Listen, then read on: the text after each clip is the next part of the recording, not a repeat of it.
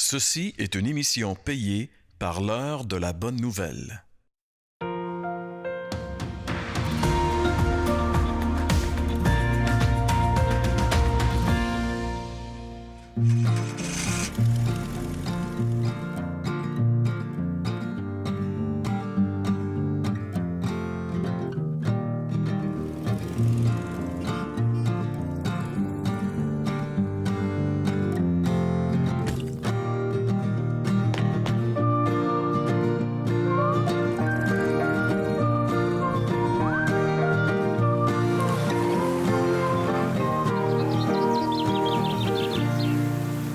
Bonjour, bienvenue à l'heure de la bonne nouvelle. On poursuit notre série qui est comme thème « Voyager léger ». Et aujourd'hui, on parle d'un fardeau particulier, le fardeau du regard des autres. Bonjour Jean-François. Salut mon ami. Comment c'est lourd ce fardeau-là? Ça existe-tu vraiment, ce fardeau-là, pour toi? Ah écoute, t'as juste à aller faire un tour dans les écoles secondaires, je pense, puis voir comment les gens sont soucieux. Puis on se souvient nous-mêmes d'être passés par l'épisode du secondaire. On grandit par l'image des autres. Notre identité a tendance à se former en fonction de qu'est-ce que les autres nous miroitent. Ouais. Donc oui, ça peut être un fardeau qui est très lourd, selon le regard qu'on va avoir, positif ou négatif de la part des gens. Puis même des fois, j'ai vu que dans la vie de certaines personnes, ça a un impact extrêmement dramatique sur même leur développement psychologique ensuite, si le regard des autres n'est pas suffisamment fort. Donc oui, je pense que c'est quand même un gros fardeau. Je me rappelle, moi, quand j'étais jeune, adolescent ou préadolescent. Ça fait longtemps. Ah non, c'est quelques années. Puis là, écoute, à cette époque-là, je sais pas pourquoi, je voulais pas avoir de manteau attaché. Je trouvais pas que c'était beau. Il y a personne qui attachait son manteau. Alors, je me rappelle, je gelais comme c'est pas possible. Mais il fallait que mon manteau soit détaché, sinon c'était pas cool, tu sais. Alors, le regard des autres, écoute, c'est quelque chose. Oui. Mais on va aller, si tu veux, au Vox Pop, parce qu'on a demandé aux gens qu'est-ce qu'ils pensent? Et la question qui a été posée, c'est est-il possible vraiment d'être indifférent à l'opinion des autres? Je pense que quand tu es jeune, l'opinion des autres est très importante. Quand tu te sens vraiment libre, là, intérieurement, tu t'en fous de ce que les autres vont penser de toi. Tu vis ta vie. Puis c'est ça qu'on veut. On veut pas être restreint dans la vie à pas vivre sa vie, parce que en réalité, tu nais, puis à un moment donné, tu vieillis, puis ton corps, il dégénère, puis tu pourras plus vivre comme avant. Fait que toutes ces belles années-là, là, utilise-les pour vivre, t'sais. Quand tu abordes la soixantaine, dans mon cas, je pense que ce que les gens pensent de toi, ça a le moins d'importance. J'ai arrêté de penser qu'est-ce que le monde pense de moi. Je suis très bien dans ma peau. Mais c'est ça ça vient pas du jour au lendemain. C'est clairement possible parce qu'il y en a beaucoup qui sont indépendants de l'opinion des autres. D'autant plus que, je veux dire, les opinions varient. On peut pas se foutre vraiment des autres. Ça vient toujours nous rechercher à un moment donné. On fait semblant. On fait semblant qu'on s'en balance. Puis à un moment donné, on va surveiller, on va regarder, on va se réajuster à ce que les autres s'attendent de nous autres. Des fois, on n'en est pas conscient, mais c'est ça qui se passe pareil. Je pense que c'est très, très dur, surtout aujourd'hui avec l'ère des réseaux sociaux et tout. Là, c'est dur de pouvoir mettre de côté toutes les opinions des autres gens. C'est impossible d'être réellement capable de ne pas se fier au regard d'autrui. On est une créature sociale, l'être humain. Puis non, tu peux pas juste réellement être totalement indépendant puis te foutre du regard d'autrui. Oh, Jean-François, quelle est ta réaction première face à ce Vox Pop? Tu vois, j'accroche particulièrement sur la dernière phrase qu'il a dit, celui à qui t'a posé la question. Il dit, on est des créatures sociales, puis on peut pas totalement s'en foutre. Puis j'ai noté qu'il y a plusieurs personnes qui ont soulevé ça, en fin de compte, en disant, on voudrait bien, mais on peut pas complètement s'en foutre. Ouais. Il y a l'idée qu'avec le temps, on s'en fout un peu plus, mais il y a un monsieur qui disait, c'est pas sans difficulté, par exemple. T'sais? Donc, quand même, ce que j'observe là-dedans, c'est intéressant. Il y a une tangente générale qui ressort. Puis la tangente générale, c'est que tout le monde reconnaît que c'est une pression et que ça existe, le fardeau du regard des autres, et qu'il faut s'en défaire. Oui, c'est ça. Ça, c'est unanime, au fond. Ouais. Ou bien tu dis que ça n'a pas d'importance, ou tu dis qu'il faut s'en défaire. C'est une pression qui est indue, qui n'est pas le fun. Tu sais. Alors, c'est ça. Écoute, on va regarder ce sujet-là ensemble aujourd'hui. Et j'ai comme invité Jeff Lorrain, un personnage connu à l'heure de la bonne nouvelle, qui vient faire un dernier tour de piste dans cette série. Alors, ensemble, on se met à l'écoute. On regarde ensemble ce qu'il a à nous dire. On ne peut pas vivre sans le regard des autres, c'est impossible. Parce que même l'image qu'on a de nous, la compréhension et la connaissance qu'on a de nous, elle vient de l'extérieur. Et puis là, le Seigneur dit, oui, je paye pour toi. Et quand il ressuscite, c'est pour montrer que la dette est payée. Parce que le salaire du péché, c'est la mort. Et donc, Dieu s'est fait en humain pour mourir humainement de nos fautes. Pour ressusciter après, pour dire maintenant, venez à moi. Vous avez des questions ou des commentaires sur ce que vous venez d'entendre? Contactez-nous par téléphone ou réagissez sur les médias sociaux.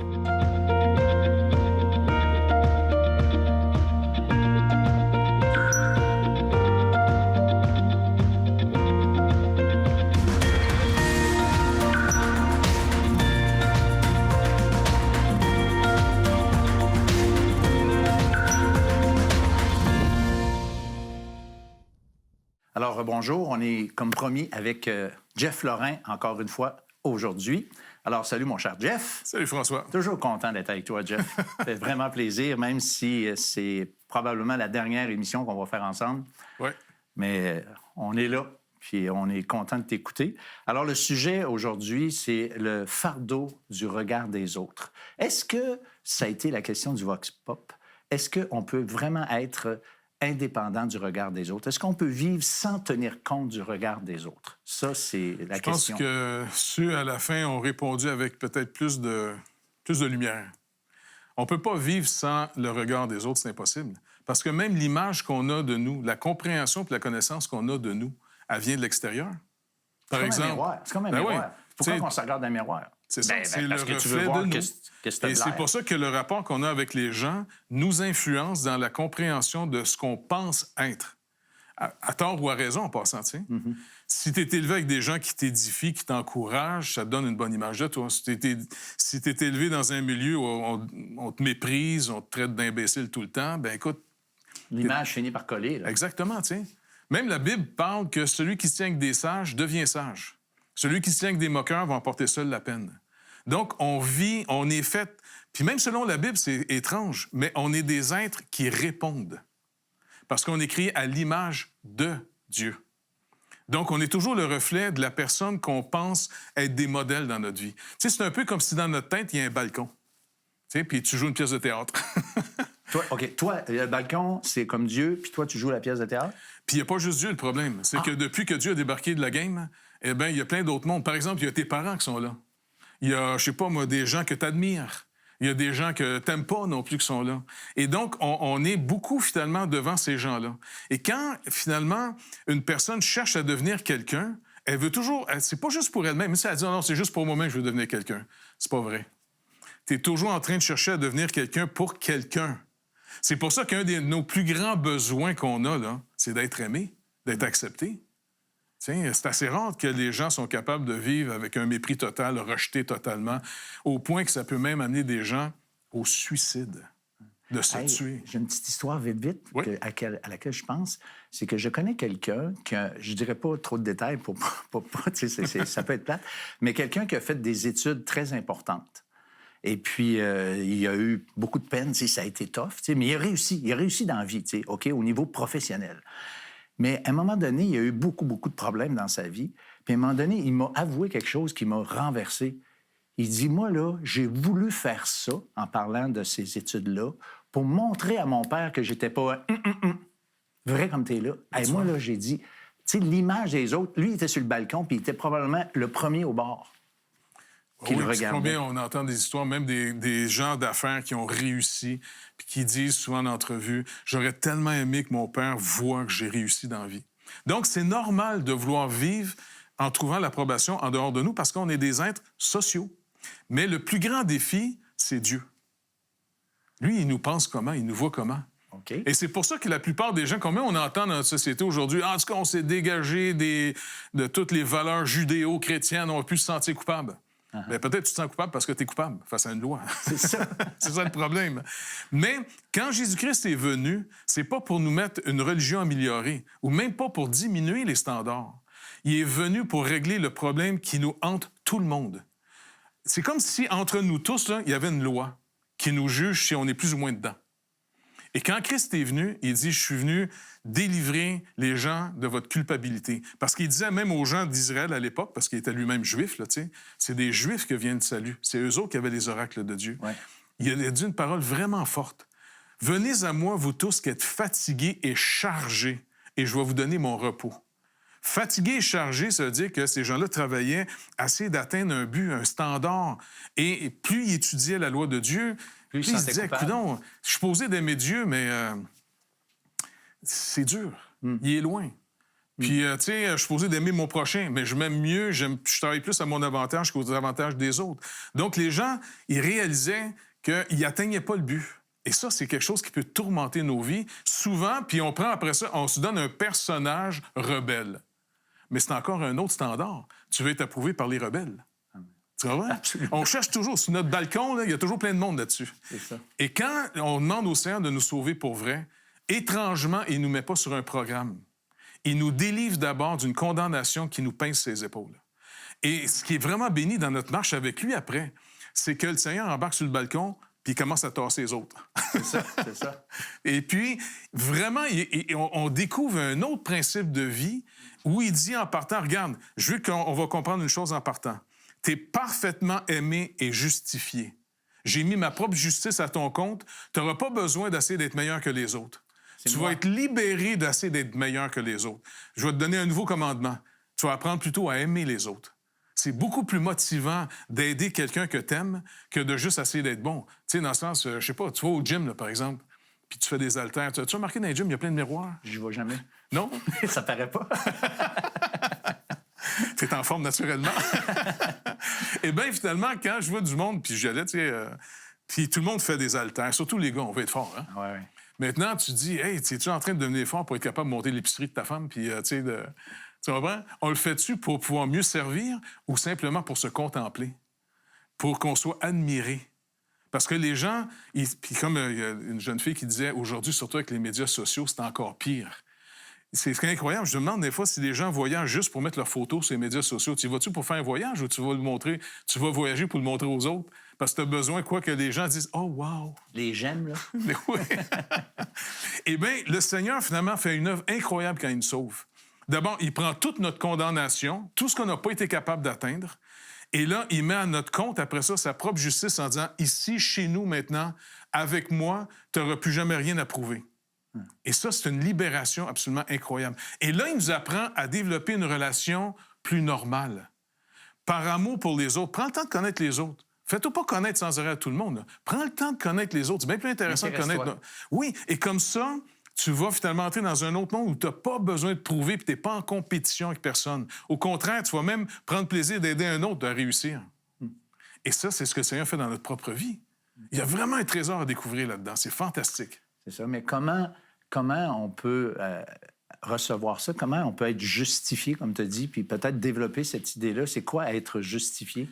Ça veut dire finalement d'abord d'aller devant le Seigneur en disant, écoute, dans la Bible, il dit que tu es venu sauver ce qui était perdu. Bon, bien, au moins, je rencontre cette première condition-là. OK, c'est beau. Présent. Okay. Présent. Deuxièmement, tu dis que tu vas prendre nos fautes. Et c'est pour ça qu'il meurt à la croix. Il meurt pour ceux qui vont venir à lui en disant « Je dépose mon fardeau à tes pieds. J'ai pas réussi à atteindre le niveau que je devais être. » Surtout le niveau de Dieu, hein? Surtout, exactement. Puis même aussi, on peut être plus conscient de ce que les gens ont pensé de nous autres. On a peut-être déçu bien du monde, tu sais, avec raison. Avec raison. Et puis là, le Seigneur dit, oui, je paye pour toi. Et quand il ressuscite, c'est pour montrer que la dette est payée. Parce que le salaire du péché, c'est la mort. Et donc, Dieu s'est fait en humain pour mourir humainement de nos fautes, pour ressusciter après, pour dire, maintenant, venez à moi. Et quand on vient à lui, non seulement il nous pardonne, mais en plus, il dit, regarde, dorénavant, essaye pas de devenir meilleur pour enlever ton complexe d'infériorité. Maintenant, je vais te combler, je vais te montrer que je t'aime parce que je t'aime toi. Pas à cause de ce que tu peux me donner. Et ça nous libère, mon ami, d'une manière incroyable. Et là, ça fait sortir certaines personnes de timidité chronique, d'autres d'arrogance, tu sais, qui sont toujours en train de parler de ce qu'ils font pour dénigrer les autres. Et ils nous donnent à redevenir des vrais humains. Là, on va commencer à être agréables les uns pour les autres. Là, on va vraiment... Parce qu'il dit, gars, j'ai mis ma justice à ton compte. Tu n'as plus besoin d'essayer d'acquérir plein de choses pour être accepté. Tu es pleinement accepté. Maintenant, aie compassion des autres aussi. Mets-les pas sur un programme. Et ça change toute la dynamique. Mais si on ne croit pas à ça, on reste des compétiteurs. Et ça, c'est pas bon pantoute. C'est ça. Au fond, le regard de Dieu, si on fait le topo global, si Dieu nous regarde maintenant, si on n'a pas reçu cette justification, il voit qu'on est vraiment en compétition, il voit qu'on est pécheur, il voit qu'on est tout croche. Il n'y a pas de surprise pour Dieu, tu sais. Non. Alors, mais par contre, quand quelqu'un est justifié, c'est comme si, tu as dit tantôt, il n'y a plus personne sur le balcon, il y a juste Dieu seul. Et ce Dieu-là, tu connais son approbation, tu la sais. Et cette approbation-là ne vient pas parce qu'il t'a performé, mais il vient parce que le Christ a performé. Le Christ a fait exactement, lui, ce qu'il devait faire, c'est-à-dire une vie parfaite. Oui. Et finalement, mourant sur la croix à notre place, il peut maintenant nous justifier, nous pardonner. C'est ça, l'Évangile, au fond. Oui, et ça, c'est la vraie liberté. Sais-tu quoi? Moi, ça m'a affranchi d'une gêne chronique depuis que j'étais tout petit. Ça, tu m'as jeté à terre quand tu m'as dit ça Non, la je te dis, première les fois. gens ne croient pas, mais moi, là, la gêne, c'est quelque chose qui peut me paralyser d'une manière incroyable. Écoute, j'ai lâché l'école à cause d'une expression orale. Je disais à la maîtresse, mettez-moi tout de suite 0, madame, puis laissez-moi tranquille. Non, tu vas être capable. Non. Je dis, madame. Puis là, je voyais qu'elle ne voulait rien savoir. Bon, mais à un moment donné, quand c'était le jour de mon expression orale, bye-bye tout le monde. C'est parti. Et si quelqu'un m'aurait dit, si tu deviens chrétien, on va faire de toi un prêcheur. OK, je m'en vais en enfer, bye-bye tout le monde. Mais il m'a délivré d'un fardeau d'une vie. Écoute, j'ai vraiment compassion, moi, des gens qui sont sous la timidité. Ça peut être une terreur dans ta vie. Mais le Seigneur, il opère une délivrance incroyable en disant, regarde, je t'ai parfaitement reçu, tu n'as rien à me prouver. Il nous aime d'un amour absolument incompréhensible. Et ça change toute une dynamique psychologique dans notre vie. Absolument. Moi, ça m'a affranchi, en tout cas. C'est ça. Moi, écoute, ceux qui nous écoutent, je pense que c'est important qu'on réalise que c'est le Christ vraiment lui-même qui a fait tout ce qui était nécessaire. Et moi, pensez à ce qu'on appelle un acétate. Pour les plus jeunes, peut-être qu'ils ne savent pas c'est quoi, mais un acétate, donc un transparent. Et mettons, moi, je suis toute blême, je suis malade, je suis vert. Et puis... Dieu me voit comme ça, c'est ma réalité. Mais quand le Christ me donne sa justice, c'est comme s'il mettait un transparent de couleur bronzée devant moi. Et lorsqu'il me voit, il me le voit parfait. Il me le voit en bonne santé spirituelle, mes péchés pardonnés et ma communion rétablie avec lui. Alors, l'Évangile, c'est ça. Venir. Jésus dit, venez à moi. Ça a été dit encore. Venez à moi, vous tous qui êtes fatigués et chargés, et je vous donnerai du repos. Alors ça, c'est ce que Dieu nous offre. Il veut enfin, on soit affranchi du regard des autres et qu'on soit consolé avec celui de Dieu qui nous dit, « T'es mon enfant, je t'aime et je te vois maintenant, juste, parfait, à cause du Christ. » L'heure de la bonne nouvelle, en collaboration avec le Messager chrétien, vous offre gratuitement le livre de méditation quotidienne La Bonne Semence. Pour en recevoir un exemplaire, écrivez-nous à l'heure de la bonne nouvelle, comptoir postal 33012, casier postal Thibault, Trois-Rivières, Québec, G8T 9T8. Vous pouvez également nous joindre à info@hbn.ca ou par téléphone 1-866-509-1319. Vous avez des questions ou des commentaires sur ce que vous venez d'entendre? Contactez-nous par téléphone ou réagissez sur les médias sociaux.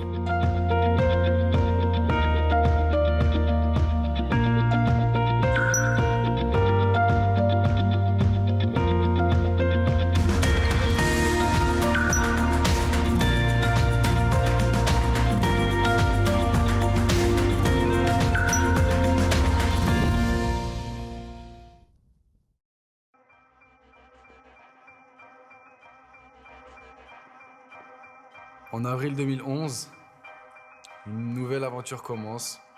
Je m'en vais jouer pour le Sporting Kansas City en MLS aux États-Unis. Je pense que c'est le plus beau jour de ma vie. Parce que enfin, j'ai un gros contrat. Je sais que je vais avoir une très bonne stabilité. Je sais que je vais avoir des installations extraordinaires pour un footballeur. Et je vais enfin vivre mon rêve de vivre aux États-Unis. J'ai vécu quasiment toute ma liste. Et normalement, je devrais être heureux, accompli. Et non. Chaque jour, chaque matin, je me réveille avec quelque chose à l'intérieur de moi, un vide. Je vois mes amis et les amis qui sont croyants. Et ils ont une paix intérieure qui se ressent de l'extérieur. C'est comme une luminosité énorme dans leur regard, dans leur manière d'être. J'ai quelque chose à l'intérieur de moi qui me dit « Tu veux être comme eux? Suis-les. » Et là, c'est un processus. Et là, je commence à découvrir Jésus. Donc c'est le 7 décembre 2013 et on est en finale de la MLS. Et je marque le dernier penalty et je suis élu MVP des finales. Après, je vais dans un beau restaurant, je dîne, on va en boîte. Je me sens mal. Je reste 10-15 minutes et je m'en vais. Je me rappelle, je rentre dans ma chambre et je suis tout seul et je me dis ça devrait être le plus beau jour de ma vie. J'ai un trophée, j'ai une reconnaissance énorme et je suis même pas heureux. Dieu, il me dit t'as deux options, tu continues comme ça et ce vide, il restera toute ta vie, ou demain, tu commences à vivre différemment. Et c'est là où, bam, ma vie change. J'ai donné ma vie à Dieu et je suis deuxième, parce que Dieu est premier. Plus je rentre dans le domaine de Jésus, de ce qu'il a fait pour moi, que pour mes péchés, pour toutes les erreurs, pour tout, il a donné sa vie, cet amour, ça me casse. Depuis ce jour, c'est Jésus, chaque matin, qui me donnait cet amour de vie, ce bonheur, cette joie. Mon nom est Aurélien Collin et je suis deuxième.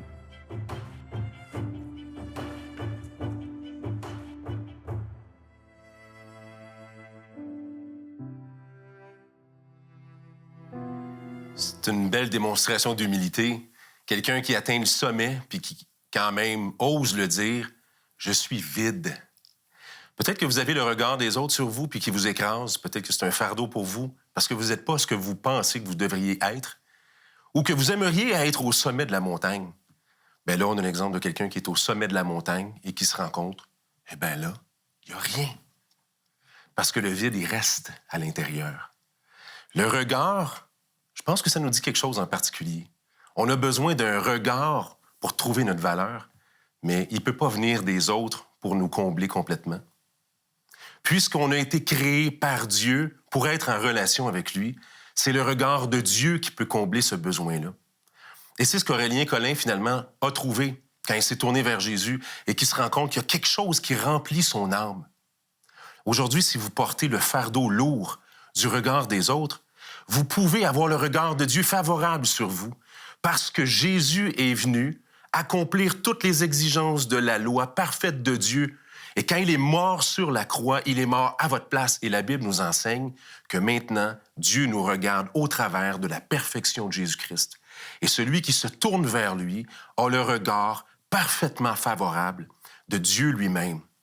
Vous avez des questions ou des commentaires sur ce que vous venez d'entendre? Contactez-nous par téléphone ou réagissez sur les médias sociaux.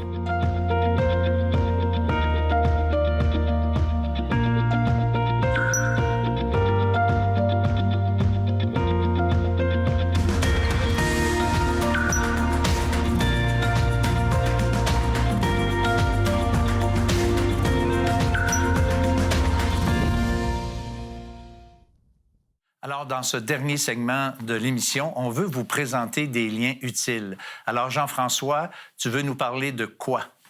Un projet qui s'appelle l'Évangile.net et qui nous permet de lire la Bible d'une façon spéciale. C'est un projet qui a sélectionné l'Évangile de Jean en particulier. Et puis, pour découvrir un petit peu les fondements du christianisme, pour ceux qui ne sont pas encore familiers avec ça, l'Évangile de Jean a vraiment une perspective particulière sur Jésus. Et puis, donc, le projet inclut plus qu'un format. On peut avoir ici un petit livret dans lequel on a chacune des leçons. Donc, on a l'Évangile de Jean au complet là-dedans. Et à chaque semaine, il y a un petit vidéo qui nous introduit un petit peu à l'essentiel du message. Et on peut lire, prendre des notes et tout ça. Il y a une version pour les téléphones mobiles aussi. Donc, si vous avez un téléphone Android ou un téléphone Apple, vous pouvez aussi utiliser ça. Mais le format est vraiment bien fait. C'est-à-dire qu'on vous laisse vraiment lire la Bible, puis on vous oriente pour comprendre le passage par passage à chaque semaine, jusqu'à ce que vous ayez passé, en fait, au travers de l'Évangile de Jean. Donc, c'est une belle ressource à découvrir, là. Je la recommande. C'est bon, merci. Puis moi, je voudrais aussi vous encourager peut-être une autre occasion que vous avez, c'est la Librairie chrétienne de Québec. En fait, il existe plusieurs librairies à travers la province, mais j'aimerais juste vous enligner vers celle-là aujourd'hui. Librairie chrétienne de Québec. Vous pouvez facilement trouver le lien Internet sur notre site, l'heure de la bonne nouvelle, hbn.ca. Cliquez là-dessus et vous allez voir les détails pour communiquer avec eux. Et vous pouvez facilement même, vous ne restez pas à Québec, c'est pas grave. Vous pouvez simplement faire venir du matériel chez vous par la poste. C'est une librairie qui utilise beaucoup la poste là, pour vendre du matériel qui peut nous aider. Des Bibles, entre autres, des commentaires de Bible et plein de livres, de DVD, de la musique chrétienne, des DVD pour enfants. Alors, il y a beaucoup de matériel, beaucoup de choix. Vous allez voir sur leur site Internet. Alors, Jean-François, est-ce qu'il y a quelque chose d'autre que tu aimerais dire en terminant cette émission? Oui. Il y a aussi la possibilité de connecter avec nous par deux autres possibilités. Il y a les groupes de discussion Je suis deuxième. Vous allez trouver les références de ça sur notre site Internet dans la section Nous contacter. Et puis, il y a aussi le perron de l'Église. Le perron de l'Église, c'est une manière... On fait des Zooms ensemble, en fait. L'objectif, c'est d'être capable de connecter avec vous. Si vous avez des questions, vous voulez nous parler. On n'est pas là toutes les semaines, mais il y a un horaire. Et puis, vous pouvez trouver l'horaire avec la personne avec laquelle vous voulez parler. Puis ça, c'est une des ressources supplémentaires que vous allez trouver sur le site Internet. Voilà, c'est ça. Toutes ces ressources, en fait, sont pour vous amener à réfléchir par rapport à ce que Dieu a comme message pour chacun d'entre nous. Et l'heure de la bonne nouvelle, on est là pour ça. C'est pour ça qu'on fait ces émissions-là. Alors, je vous invite à venir encore la semaine prochaine pour une autre émission de l'heure de la bonne nouvelle. On est mort beaucoup plus longtemps qu'on est vivant. Tu sais, quand on y pense, peu importe qu'est-ce qu'on pense, qu'est-ce qui arrive après, l'état dans lequel on est après être mort, il est permanent. Il dure tout le temps. Qu'il y ait une vie après la mort ou qu'il n'y ait pas de vie après la mort, c'est un gros sujet parce qu'il y en a peut-être qui nous écoutent et qui font comme « Ah, je vais-tu changer de poste? » Ça fait comme toute ma vie que j'essaie de pas penser à ce sujet-là, tu sais. Mais il y a une solution. Ce qu'il était venu faire, c'était de devenir pour nous la sortie de secours sur la côte qui mène vers la mort. Et quand il meurt sur cette croix-là, la Bible nous enseigne que c'est le jugement de Dieu qui tombe sur lui au lieu de sur moi. Et la solution, c'est d'avoir envisagé que Dieu avait prévu une sortie et qu'au lieu de descendre et de tomber dans le trou, on pouvait entrer par là, par la personne de Jésus. Et celui qui place sa confiance en lui, la Bible nous enseigne qu'il a la vie éternelle.